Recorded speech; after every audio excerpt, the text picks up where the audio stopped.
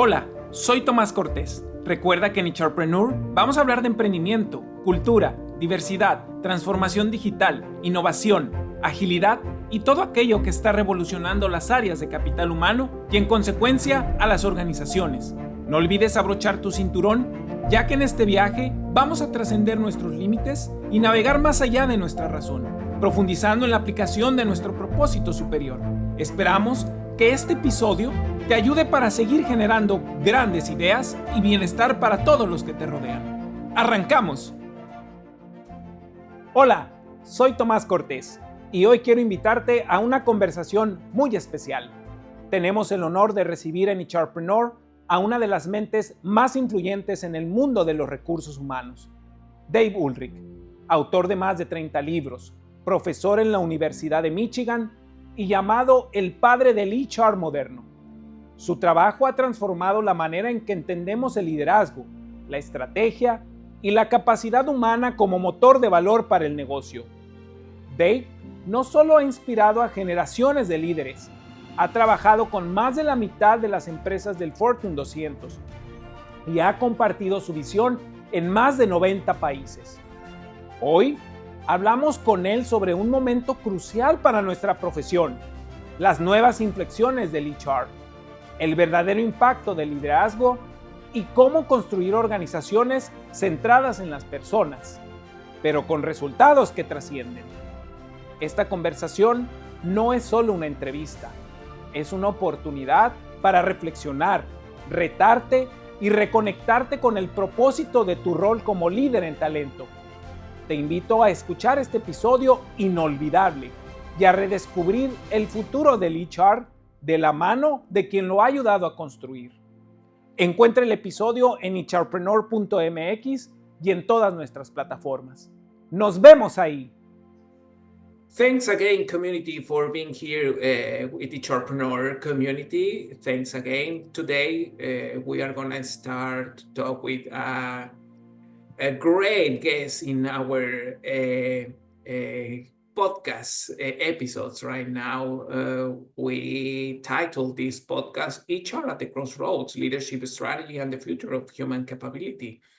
But I'm so glad to receive this special guest with us, Dave Ulrich. His work has not only shaped how we think about the strategy and leadership, but also how we deliver value through human capability. Dave, it's a true pleasure to have you with us today. And well, I appreciate your time.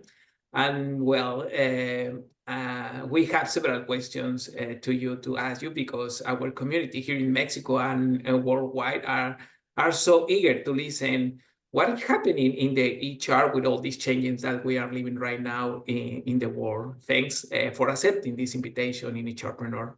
Tomás, thank you so much for inviting me. I'm honored to be with you. And for those who are watching, welcome to my office. It's great to have you visit in my office, at least virtually. Thank you. And I sometimes, when you come to Mexico, it will be so glad to record a podcast with you on site in our studios. Thanks.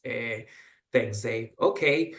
Well, to start, because I know we have several questions right now, and I would like to start with part of the segment, what is happening in the HR inflection points according to all the new articles that you have shared with us in the different social networkings. But you recently outlined several inflection points that are redefining HR roles. What shifts do you think will be most dramatically impact how HR delivers value in the coming years? One of the things we've discovered is that HR has to respond to the context in which we live. Context is what happens outside of our company and our industry and the world around us. The context is clearly shifting in the last few years. We had COVID, which was a crisis worldwide. Yeah. And since COVID, we've had a number of contextual shifts that have changed our world. AI, no question. Changing technology, changing AI, changing access to information, political uncertainty. And it's a tough thing between the United States and Mexico and other countries in the world. There's just so much uncertainty politically. Regulation, the employee malaise, the employee movement, just all kinds of these external states that are creating uncertainty. That means that HR has to respond. And an inflection point means there's a fundamental shift coming.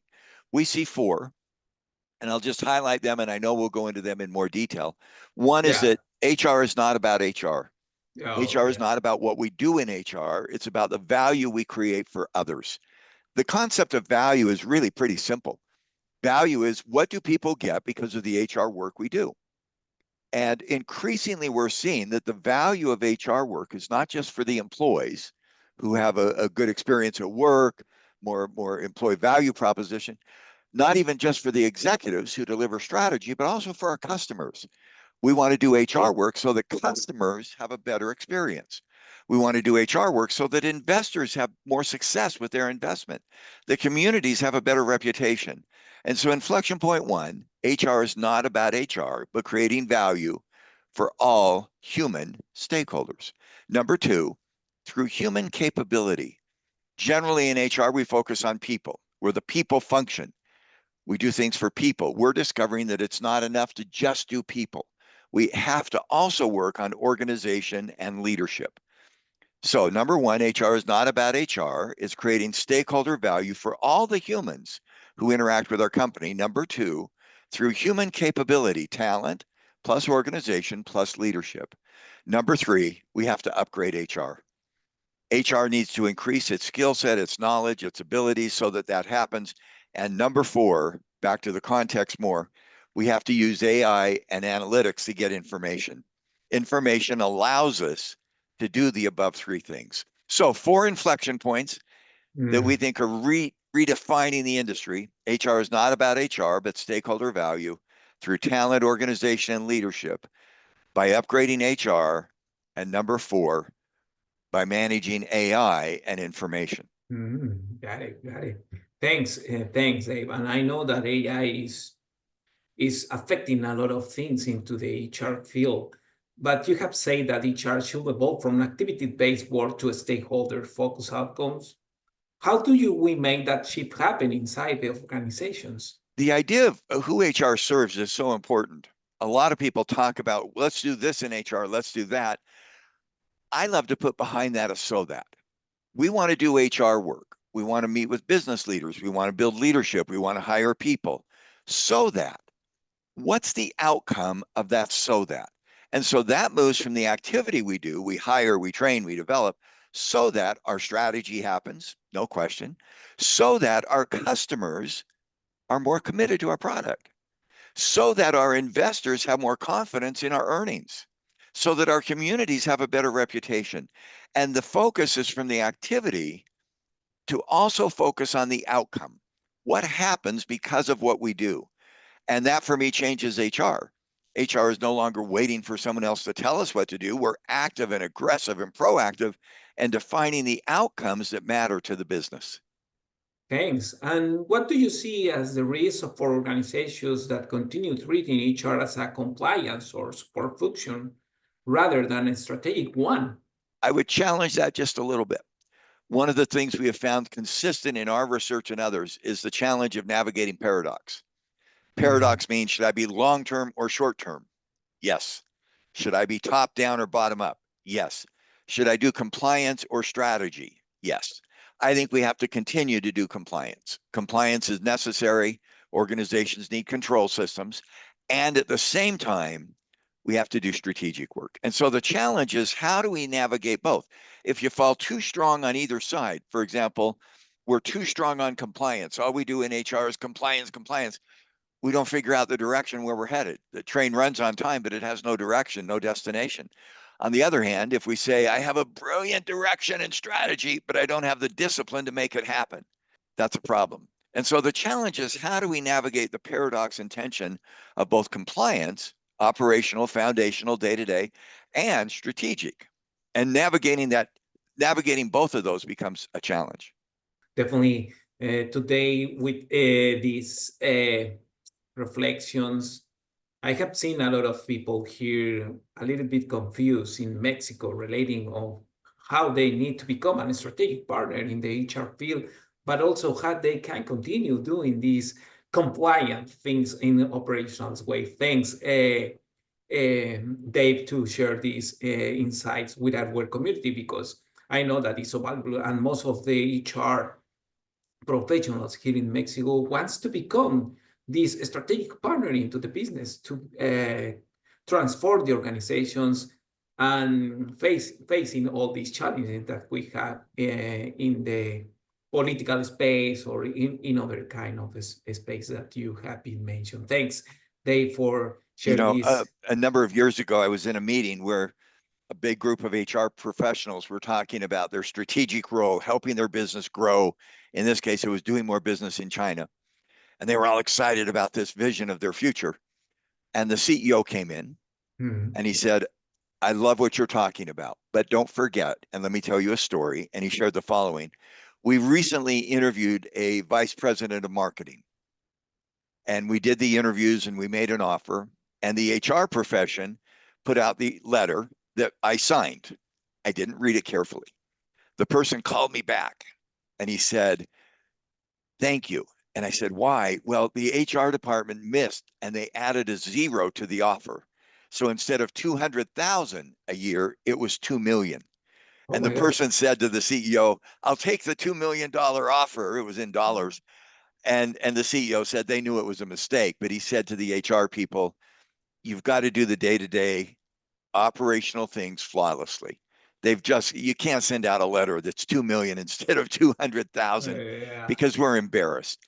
And his point was, yes, help me do business in China. And yes, make sure that the day-to-day work everywhere is done very well. And so navigating both of those becomes so important. I think AI is going to help with the day-to-day. Yeah. Because that's what AI provides is information, and the HR agents that are getting popular may be less likely to make mistakes than they still have challenges, but they may be less likely to make mistakes than some of us as people. So, and with that in mind, I know that agents has been so popular across the world, but what are your opinion with all these transformations? Agents will take over all this because I know that there is a main worries here in Mexico that most of the people are scared about that the agents take over all the work that they are doing in HR. Do you think that they will take over, or we need to prepare these people with new abilities to face this new challenge relating with the AI? we don't know for sure. Okay. But the logic is an agent is simply a use of technology. And pretend that, and what technology does is it allows us to process information. If you're an HR professional and you're simply processing information, you're managing payroll, you're processing information, that job is probably going to go away. We faced this before in our field. And I'm so old, you're not old enough to know, but 20 years ago, everybody was insourcing and outsourcing HR. Are we going to outsource my job to call centers? Well, many of those jobs did get outsourced to call centers because they were routine transaction jobs that didn't require the creativity of the human. My counsel to you, if you're doing a job that is simply administrative processing information, that job is very likely either to be outsourced or now insourced through an HR agent. But we need people. Yeah. AI, and I know we may talk about it, but let me tell the story that really was helpful for me. A few years ago, when AI started to get popular, we have a daughter. That's her wedding picture, if you see it. She's a professor. That's kind of fun to see her wedding picture. That was a long time ago, but a few years ago, she's a teacher, and she called and said, Dad, my job's over. I teach sociology to college students, and no college students are ever going to write a paper again. They're going to use ChatGPT and whatever latest version it is. They're just going to write a paper. Yeah. I don't know if I'm teaching. And so I said, that can't be true. So I quickly got online a few years ago and said, what's the future of HR to ChatGPT? And it wrote an essay. And I called my daughter back and I said, I'm also out of work because that essay is very good. And that was more or less a joke. And I looked at it and I thought, what can ChatGPT do? It is brilliant at summarizing past information. Yeah. It's brilliant at summarizing what's been done. Yeah. But what has happened in HR? So I read the essay again that it proposed, and I said, here's information from this professor, this company, that company, but it doesn't create the future. Yeah, that's right. It cannot create the future. So if you're in HR, look to the future. I'll tell one more story because this is so critical. I was in a company recently that had 40 manufacturing plants around the world. And they said, we're trying to predict what makes a good plant manager. So we have 40 men and women who are plant managers. And they went on ChatGPT or some other information source, Atlas, Copilot, or whatever, and said, what are the skills of a good plant manager? Boom. Here's the 7 skills of a good plant manager in your industry.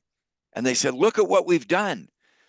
And I said, very simply, do you think your competitors have the same information?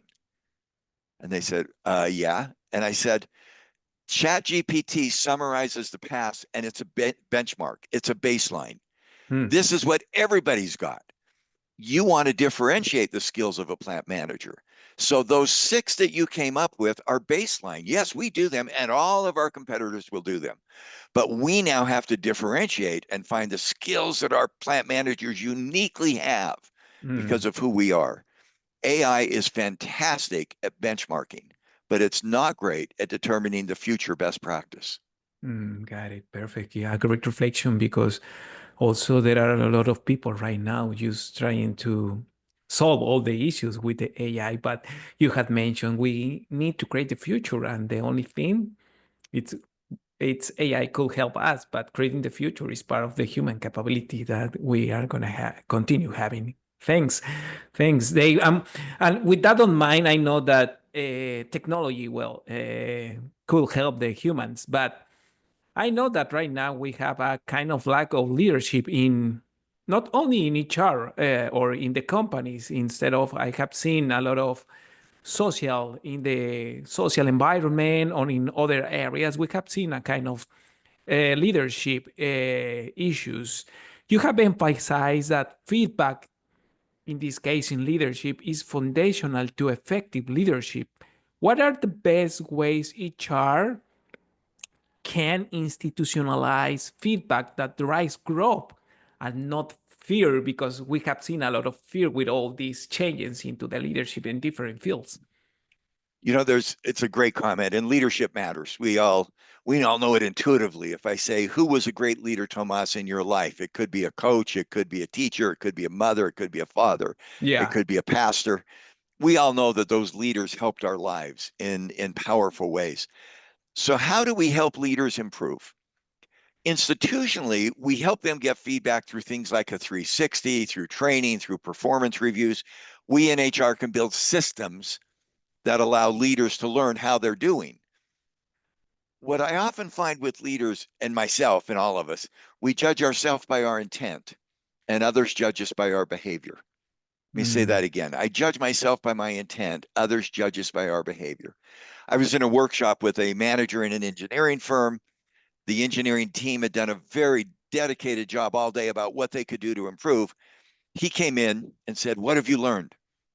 And one of the young engineers they'd assigned, she was nervous in front of the boss's boss. He said, here's what we've learned. He said, that's all you know? You've wasted a day not having more. Oh, she was demoralized. She was demoralized. Yeah. I was a facilitator. I pulled him out of the room immediately and said, what did you intend? And he said, I wanted them to be thoughtful because I want them to get better. What do you think actually happened? And he said, what do you mean? I said, you destroyed the energy of the group because you demoralized her. You made her feel bad. His intent was okay. His behavior was not. And so the idea of a 360, a performance review training, helps people learn the skills, but ultimately it takes courage for an HR person to sit down with a business leader, often one-on-one, as I did then, and say, what you did in that last meeting was not effective because you called her out in public and embarrassed her and the whole team. In fact, I think sometimes in HR, we need to have the courage to disrupt what leaders think and say and tell them you made a mistake. I was the facilitator then. If that was an HR person, I said to that leader, you need to go into the room and apologize. And he said, I never apologize to my people. And I said, yes, you will. And we ended up in a little discussion. He ended up going in and apologizing. I should share why. The head of the organization had retained me to be a facilitator for that group because he wanted a different management style, more engaging than demanding. And so I said to that leader, You came across as demanding, not engaging. That's not what the CEO wants. I'm going to call the CEO on the phone, and I'm going to get the CEO right now, and for you to tell him that you're not acting the way he wants you to act." Mm. And he said, "That would not be good for me." And I said, "No, that would not be good for you." Sometimes in HR, we need to be direct. We need to do it with love. And he did. He went in and apologized. And it helped because he then began to build a relationship that allowed them to be more successful. So the feedback is institutional, performance review. We get good feedback, conversations, 360s, we get feedback, training, we get feedback. But more often than not, it's the coaching one-on-one that we do with leaders when they know that we care about their success. Gotcha. Okay, and that behavior incredibly changed the way that they was doing the things. Amazing. With this courage, when you are advisor, when you are an advisor with the companies, it made me perfect sense. But what about when the HR? Sometimes I have heard here that sometimes, as you mentioned, they don't have a business acumen to challenge the things into the with the topics of the business to create this growth. How the HR professionals can challenge to create those changes into the leadership when the business see the HR professionals that they don't have the deep experience into the business. Could you tell me some Oh, great advice on comment. that? Great comment. You know, some of us went into HR because we like people. I Yeah, think we go into HR because we like to help people get better. yeah, that's And right. if we try to help people get better, we can only do that by helping the company get better. So if you're in HR and you say, "I don't know business," Mm, learn the business. Learn the yeah, business because you can't help your people get better until you and they help the business get better. yeah, Let me take away some of that fear. I've tested people. How hard is it to learn the business? I don't have a business degree. I don't have an MBA. yeah. And I say, let's look at your company. There are 20 words you have to understand. Whatever, return on net assets, return on equity, cost of capital, price earnings ratio. Can you learn what 20 words mean?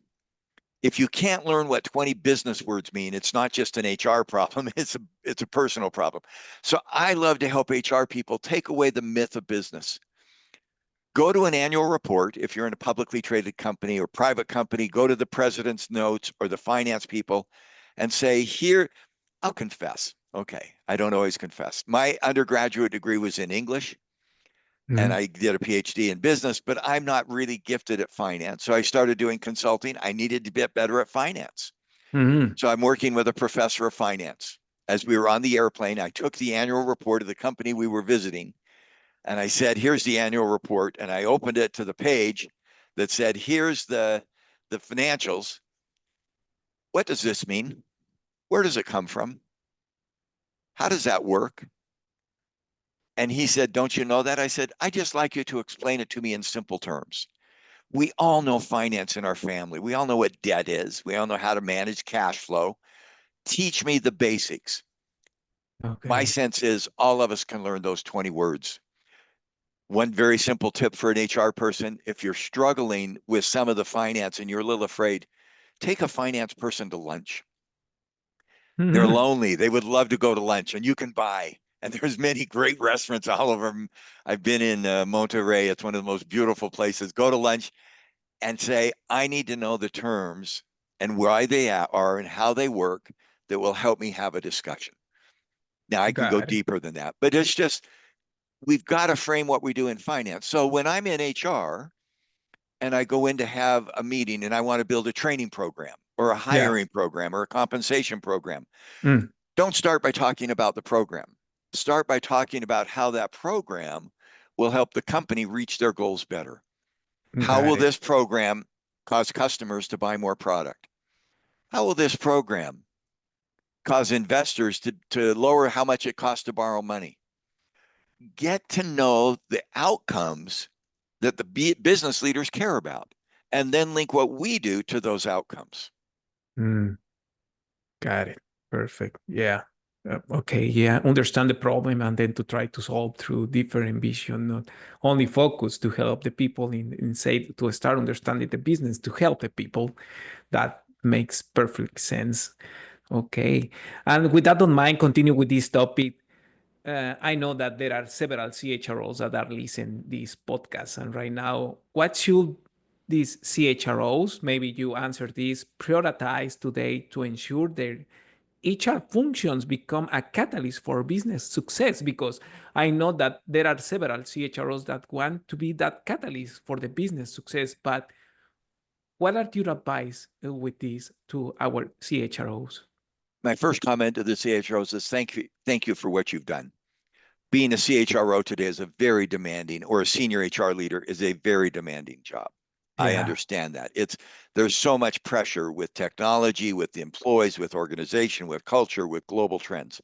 So thank you for what you've done. If you want to have more impact, start with what matters to your business team. It's such a simple idea. Value is defined by the receiver. My wife's picture is on my shelf.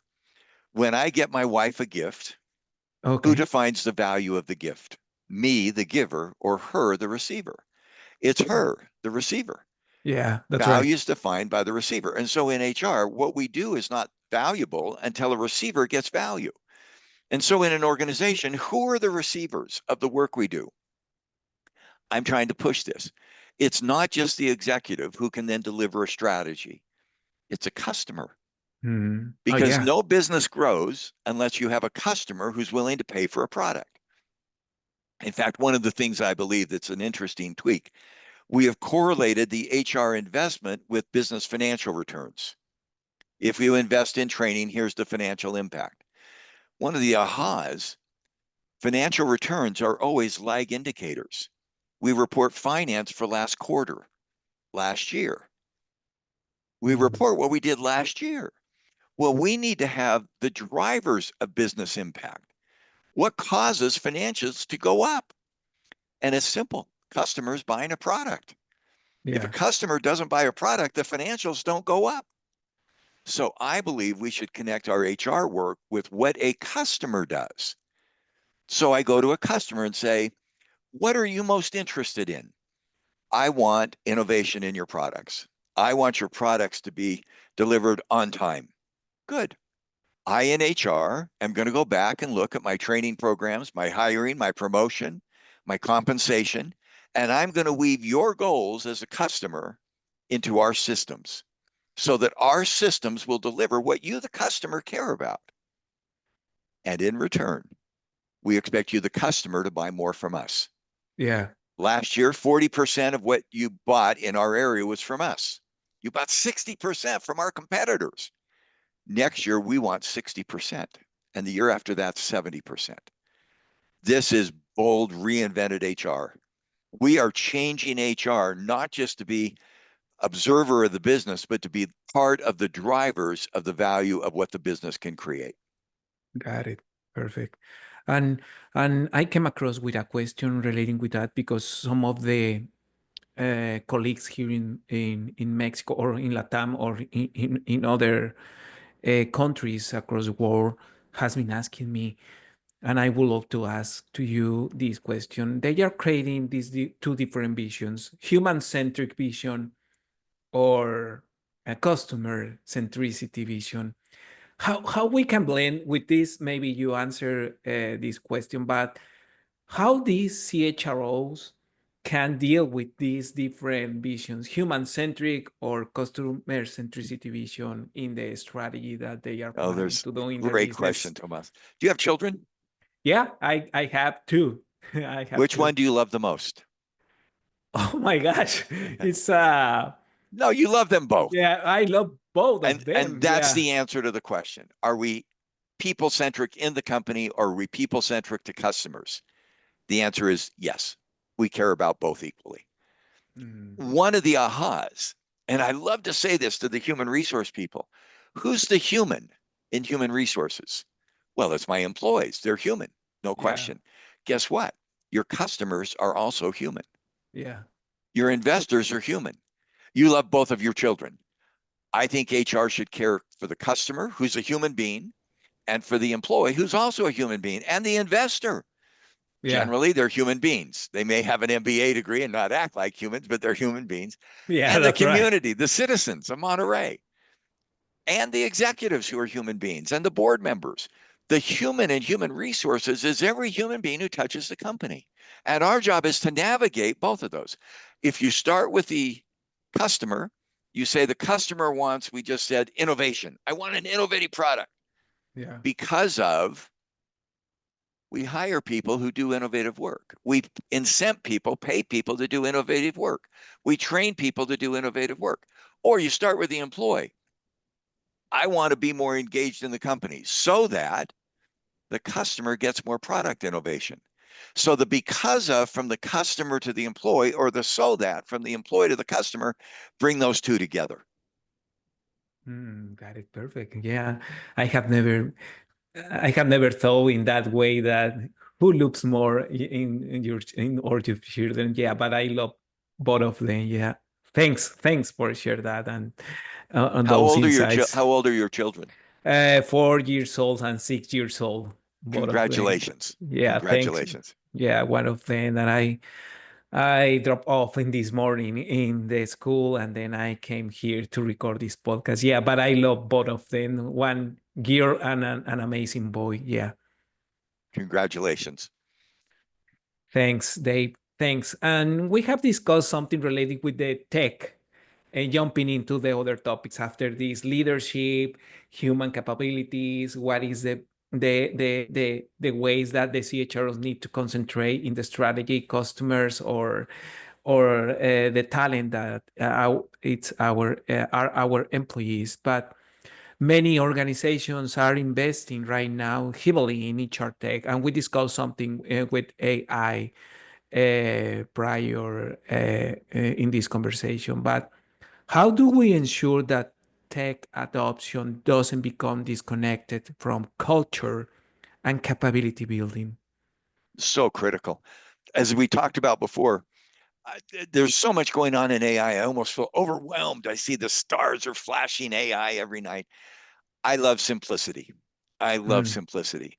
And so when I thought about AI, I thought, what is the message of AI? And here it is. AI provides information that improves decision making. That's yeah. it. That's it. As we talked about those reports from our daughter's class, by the way, what my daughter started to do teaching, our daughter, she had you turn in 2 papers. One paper was the AI paper, Mm, and the other paper was the one you wrote. And mm, so now she can say AI is an important piece of learning. Now, what's next on your agenda? So, AI has right now 2 major things they do well. They access information that informs you. yeah. That's phenomenal. Like that company, what are the skills of a plant manager in the 40 manufacturing plants? Where we need to go with AI is to anticipate what's next. If I'm trying to deliver outcome X, what should I do with information? For example, and I think we're starting to see this with Atlas Copilot and some of the other large tools. Yeah. There's a dozen HR interventions I could do. I could do staffing. I could do new employee orientation. Mm-hmm. I could do employee engagement. I could do training on leadership. I've got 7 or 8, or we actually have dozens of interventions I could do to help a company. Which one should my company focus on? That's a great question. And the Yeah. answer is not what do I think? What does the senior executive think? Which one of those interventions or initiatives will help my customer buy product in my industry? Will help my investor get a Mm, better financial return? Will build citizenship in my community? So what we're now starting to build are what we call guidance systems. Guidance. AI can be a guidance indicator. What does good look like in this setting? So instead of saying, how do I do a better performance review? The question is performance review the HR initiative that's going to drive the outcomes the most for me? Or mm, is it training? Or is it staffing? Or is it compensation? Or is it employee engagement initiatives? Or is it DEI? Once we get AI to begin to be a guidance tool, then all of this data begins to be adapted to my specific situation. To me, that's the next potential in AI. It's where we're headed. It's what we're trying to create in AI is not just a more efficient system, but a system that's both efficient for how we get things done and effective for doing the right things. Got it. Yeah. And to impact the business decisions and the North Star in which they define as a strategy. Yeah. Okay. Got it. Got it. And I know with this also other several topics that we have seen in the HR professionals or the business is the reporting data. But right now, there are also a kind of topics that we have seen into reporting data. But what does it mean for HR to move from reporting data to offering predictive guidance? How we can predict, because I know that the maturity in the people analytics in Mexico is pretty different from what I've seen in the United States or in other countries. But right now, we don't have a lot of maturity. How we can move faster to predict guidance? I think we get there by starting with the right question. Let's assume I'm an HR person going in to meet with my business leader, either in a manufacturing plant, for an enterprise, for a startup company. If I start by saying, I am here today to help customers buy more product, to help our investors, that could be debt, it could be equity, be more comfortable with us, to help deliver our strategy. Would you like to hear the options? Well, of course, that's why I'm here. We want our goals to be happen. I've looked at 7 different ways we could invest in HR. Here's some money that we've got. We could invest in talent acquisition. We could invest in training. We could invest in compensation. What can we do that will drive the outcomes I just talked about? Having looked at my AI data, and again, this is AI data. So I'm going to give you a very concrete. What's a great university? And I know you're going to get in trouble by picking one, but what are a couple of great universities in Monterrey or in the region? In the region, well, take the Monterrey or UNAM in Mexico City. Those are the great. Here's my advice to us in HR. Go to those great universities. They have a technology IT department. Get a summer intern and say, I have a data set. This is the outcome I care about, the dependent variable, customer attitude, net promoter score for customer, profitability. Here's some HR initiatives I could invest in and how we're doing in those initiatives. How much investment are we making?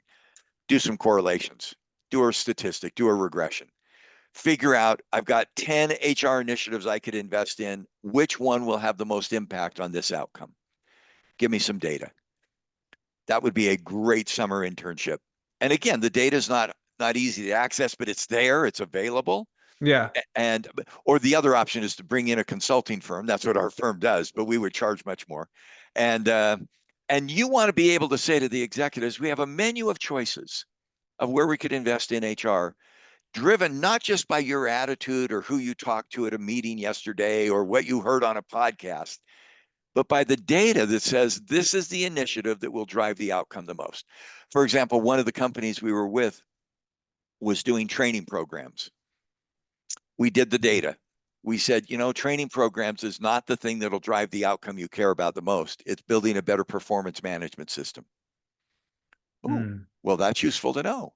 And so they didn't do away with training, but they tilted a little bit more to performance management than to training in order to get the outcome they cared about.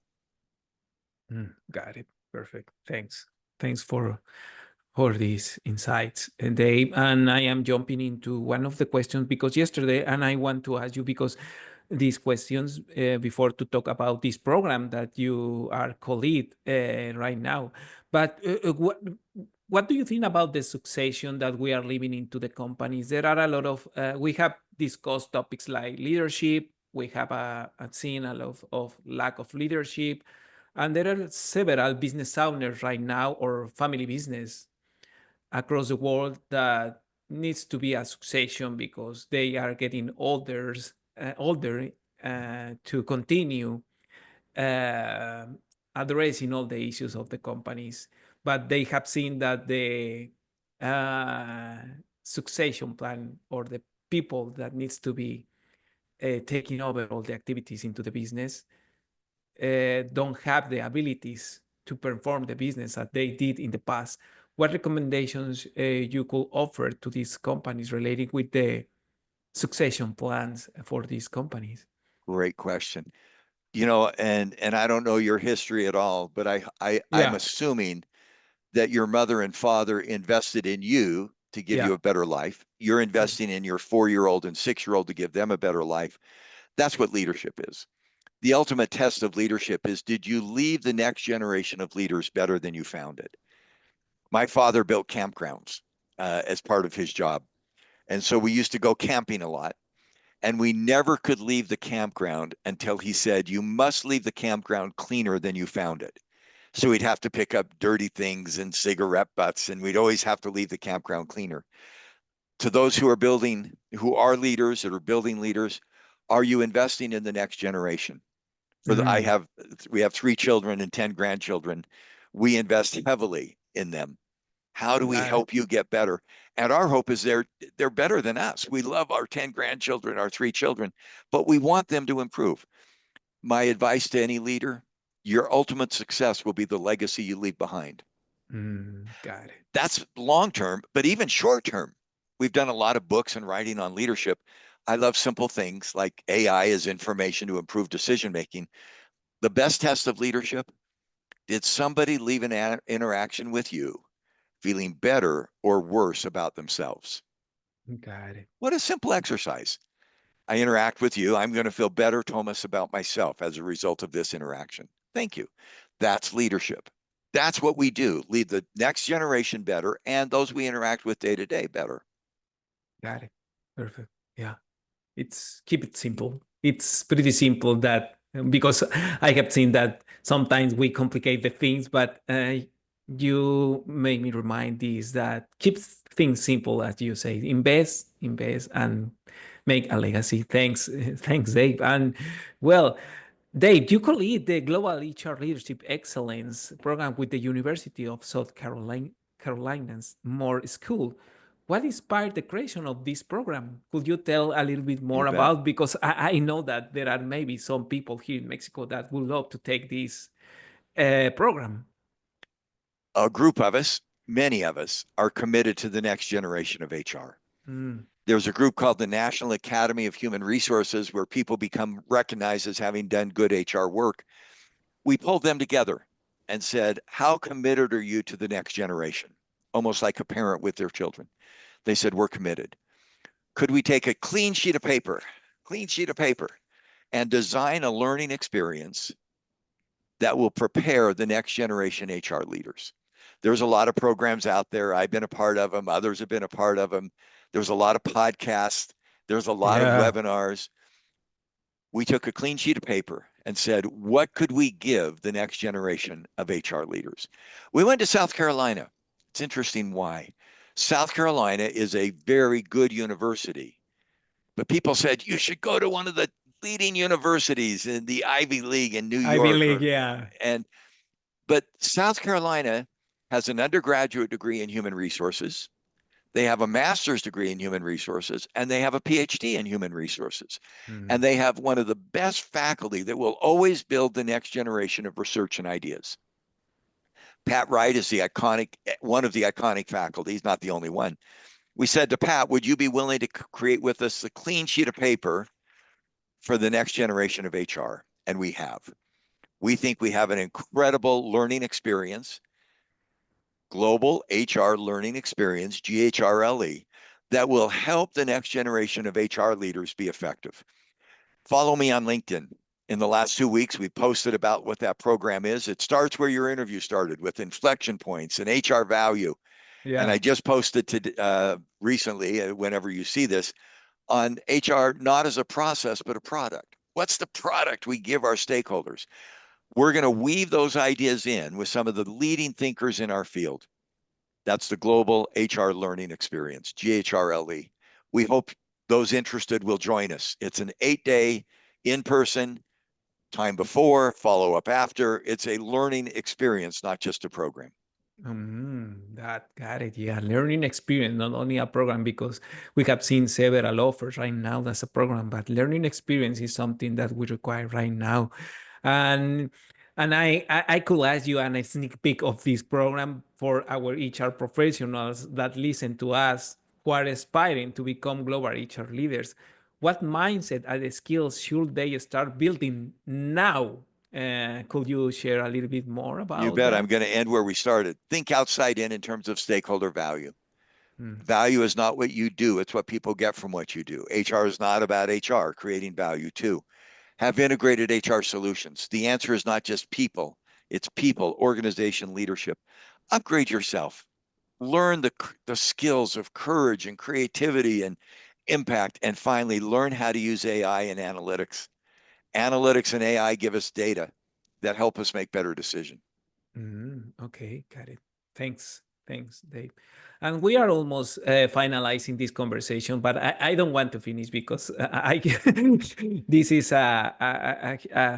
I'm so grateful again for being here and well, and for us accepting this invitation to our HRpreneur podcast. I now know that many professionals of HR or CEOs will be so glad to listen to you in this episode that we are going to launch.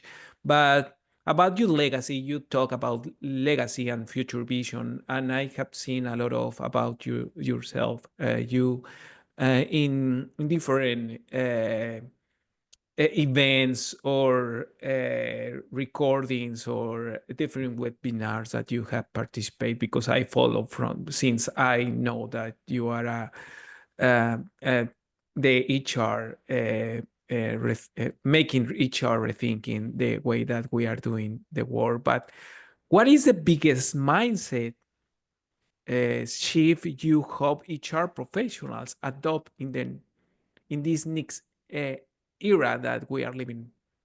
I'll make a deal. I'll share my view of future if you'll share yours. Oh, Would you mm, share yours first? What do you hope people get from your 30 plus podcasts at HRpreneur? that maybe they could, as I created podcast, something that I did is for my vision is to offer the people to get more about the combination of business or innovation, and then to trying to translate all these topics in the HR field to create this growth personally and professional. That is my vision that I create in on this podcast. By the way, I love what you just said. You're doing these podcasts so that people grow. I I have the same. I'm at an age I could perhaps retire. I've been told I should retire by some. I don't want to retire. This for me is like a calling to help people realize their potential. What is your potential as an HR professional?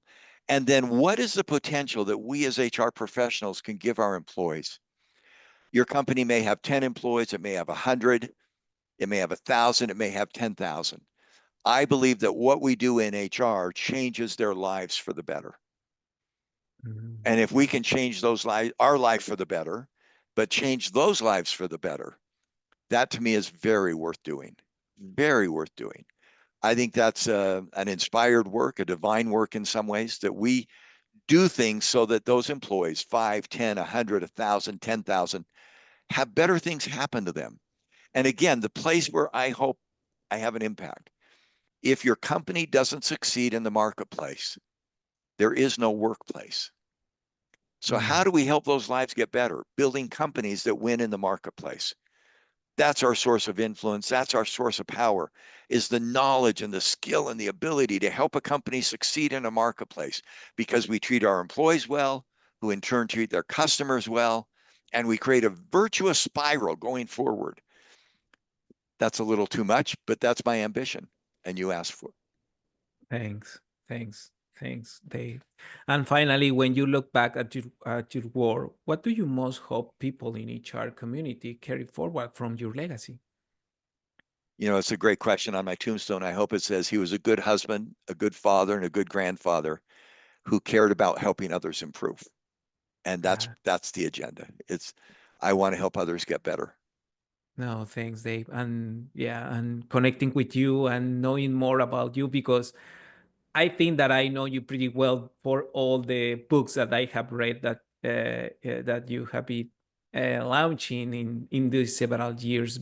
But when I have this opportunity to talk with you in person, in which I appreciate again a lot of, because all that I read in those books is something that you have been communicate through all my career in HR, in my HR profession, but not only in my HR profession, because that impact, as I mentioned, my vision and my purpose is to become in a better uh, person. And if I become a better person, I'm pretty sure that I'm going to help the business and help the people to become a better professional, but also become a better person. And with this conversation with you, all that I have read in your books and in the different forums that I have the opportunity to listen your reflections in React or in other forums that when you come to Mexico with this discussion, I know that all make me perfect sense that you are a great human being and great person that have been communicate the improvements into the companies that wants to become a winner into the marketplace. And as you mentioned, thanks, Dave, for all these insights that you have shared with our community. And I'm pretty well that they will be so happy to listen. And in the future, well, I will continue invite you if you are open to continue discussing these topics with our community. Dave, I don't know Thank if you. you would like to share final thoughts relating with this discussion that we have in HRpreneur before to closing this No, amazing.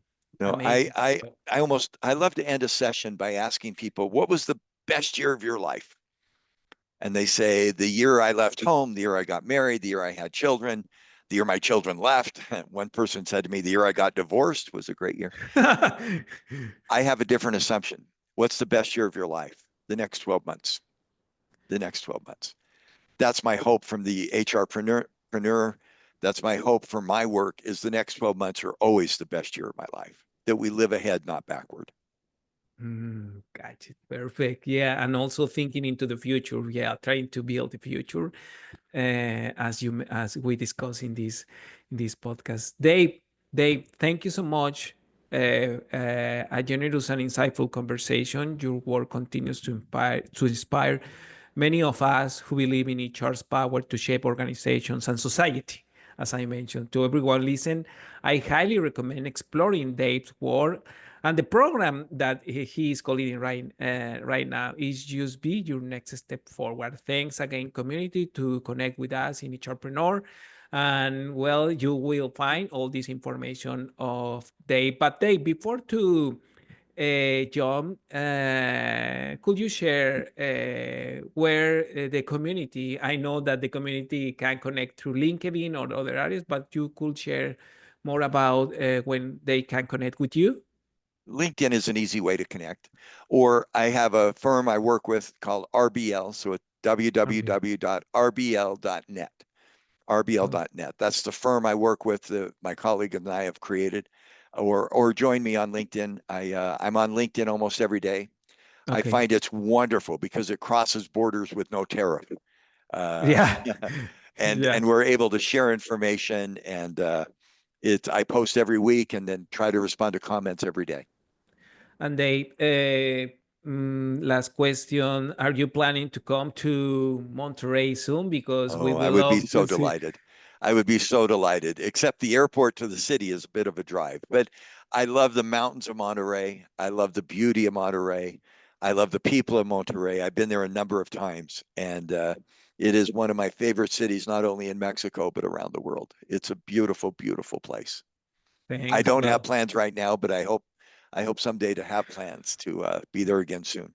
okay. Well, I will try to influence some team members of here to bring you soon to Monterrey, because we were so glad to having you again here at Monterrey. Well, thanks, and thanks community, and I am saying goodbye, but well, wait for new episodes with our new guests here at HRpreneur.